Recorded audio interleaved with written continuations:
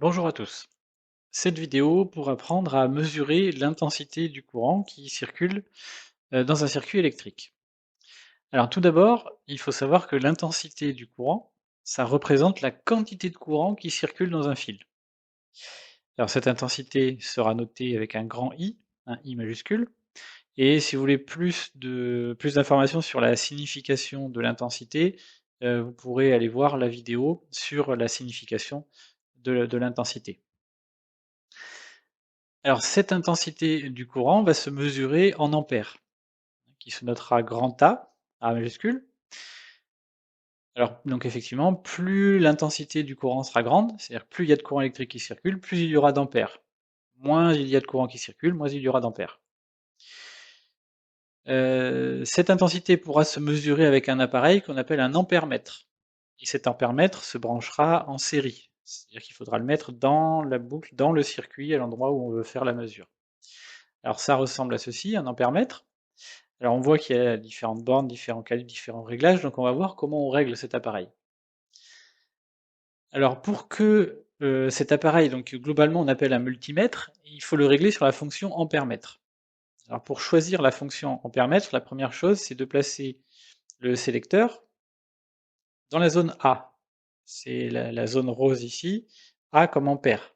Ça veut dire que pour mesurer les ampères, il va falloir que le sélecteur soit dans cette zone. Et il va falloir mettre des fils dessus. Alors les fils vont se brancher sur les bornes de l'appareil. Il faudra un fil sur la borne COM. Alors COM, c'est une abréviation de commune, hein. C'est une borne qui sera commune à toutes les fonctions du multimètre. Et un autre fil qui cette fois-ci sera spécifique de la fonction ampère-mètre, à savoir sur la borne 10A.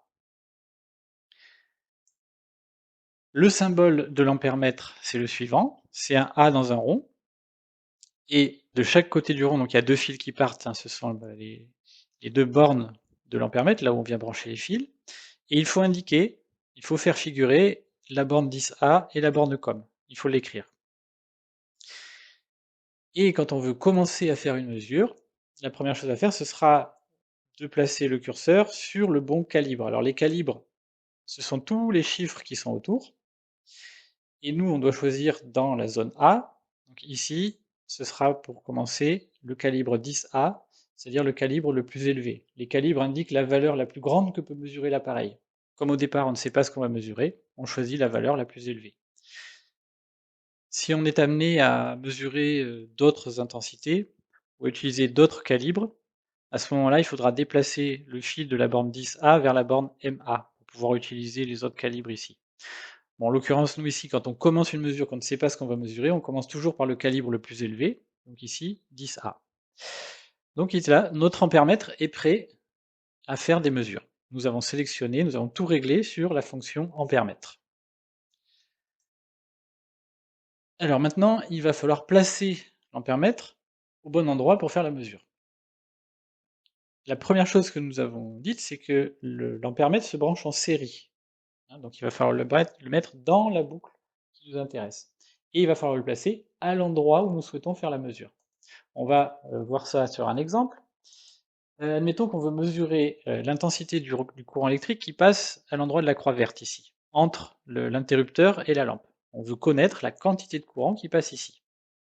Alors la première étape, souvent avant de faire le montage, il est souvent préférable de dessiner le schéma avant, pour tout bien placer, avant de faire le montage. Donc on fait notre schéma, et on dessine dessus l'ampèremètre à l'endroit où on veut faire la mesure, en l'occurrence sur la croix verte. On place notre ampèremètre. Maintenant, il faut placer dessus les bornes, 10A et COM. Alors il faut faire attention parce qu'il y a un sens, il y a une manière de les placer, c'est-à-dire que l'ampèremètre, pour qu'il donne une valeur positive, pour que le résultat qui s'affiche sur l'écran soit une valeur positive, il faut que le courant entre par la borne 10A. Comme on sait que le courant électrique part du plus vers le moins, pour que le courant entre par la borne 10A, il faut que la borne 10A soit de ce côté, du côté droit de l'ampèremètre. Et après, forcément, l'autre côté, on aura la borne COM, et on regarde, cette borne COM, elle est reliée au moins. Donc si on veut avoir un résultat de mesure positif, hein, c'est important à retenir, il faut que la bande 10A soit reliée, soit en tout cas branchée du côté qui va être relié au plus, et la bande com du côté qui est relié au moins. Ou alors vous pouvez aussi le retenir en vous disant que pour que la valeur soit positive, il faut que le courant électrique entre par la bande 10A. Et ensuite, eh bien, une fois qu'on a fait ce schéma, on fait le montage en suivant la méthode qui a été vue, c'est-à-dire de disposer les dipôles sur la table comme sur le montage, et ensuite de relier les différents dipôles en plaçant les fils tels que c'est indiqué sur le schéma. Nous allons voir ça maintenant sur un exemple, en vrai, de ce que ça peut donner. Donc on reprend notre exemple précédent, montage générateur lampe interrupteur. On a placé l'ampèremètre, donc on a dessiné notre schéma, l'ampèremètre au bon endroit, la bande 10A vers le plus, la bande com vers le moins. On a l'exemple en vidéo ici et on va placer l'ampèremètre. Donc l'ampèremètre, on l'a dit, se place entre les deux et le fil qui est relié à l'interrupteur vient se placer, on le voit sur le schéma, sur la bande COM. Donc nous avons mis le fil noir sur la bande COM de l'ampèremètre. La bande 10A, on le voit sur le schéma, est reliée à la lampe, qui est relié au plus. Ensuite, on place le curseur sur le 10 de la zone A et notre ampèremètre est prêt pour faire la mesure. On met sous tension et le nombre qui s'affiche sur l'écran et le résultat nous donne l'intensité du courant qui traverse ce montage.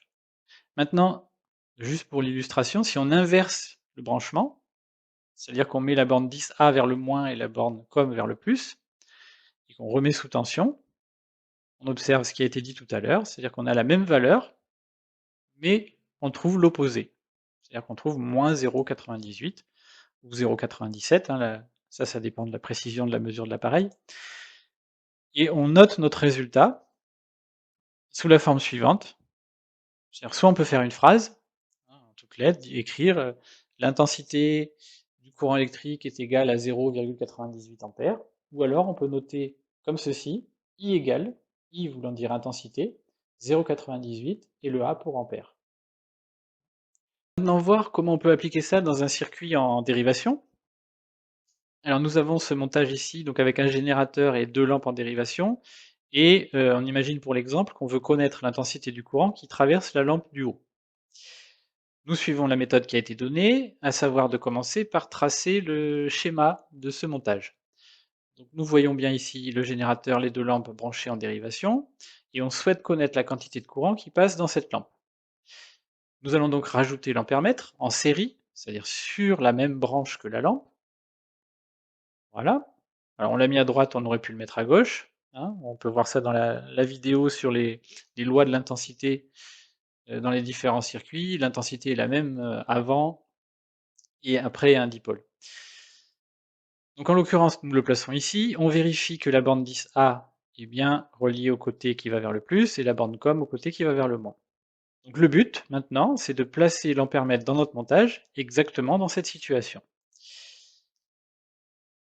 Alors le problème, c'est que la lampe, ici, on ne peut pas placer directement l'ampèremètre. Donc il va falloir débrancher le nœud c'est là où il y a les deux fils, l'écarter et mettre l'ampèremètre donc entre la lampe et le nœud. On le voit sur le schéma ici, hein, l'ampèremètre est bien entre la lampe et le nœud. Le nœud, si on regarde sur notre schéma, est relié à la bande 10A.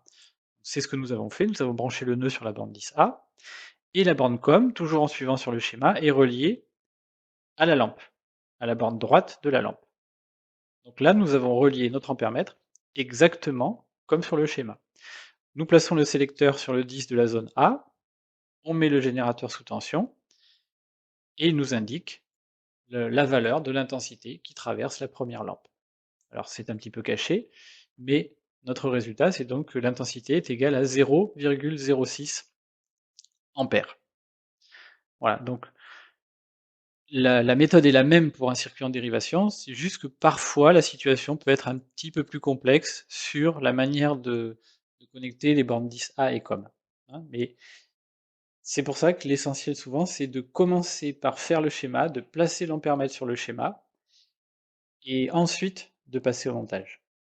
Voilà, vous avez vu l'essentiel sur la manière de mesurer l'intensité du courant qui peut passer dans un circuit électrique et donc maintenant, bah, il ne reste plus qu'à vous entraîner et à pratiquer.